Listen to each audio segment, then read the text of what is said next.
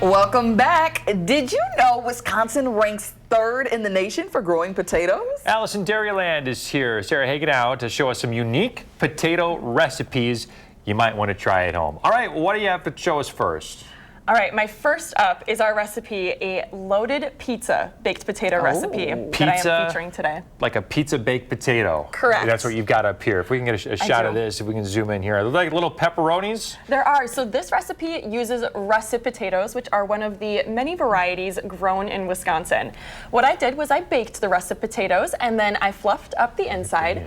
Then for the pizza sauce, I took tomato sauce, pepperoni, onions, Italian seasoning, and mushrooms are optional.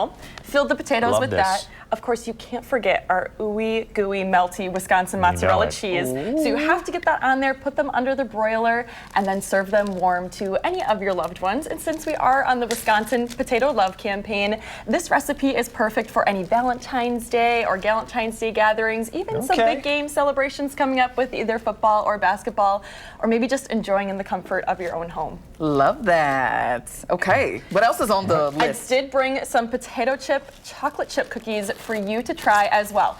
And again, this just shows the versatility of Wisconsin potatoes. Of course, Wisconsin potatoes, they're the heart of our state. They're rooted in our fertile soil, and they can be used in so many ways, whether you like them baked into a cookie or fried, mashed, boiled, stewed, whatever the case may be. They really bring that warmth and tenderness to our meals that we might be looking for, especially this time of year. Oh my God. Can I say something about these cookies? They taste incredible, but they're like almost lighter and more airy, like they're not as dense as like a normal chocolate chip cookie.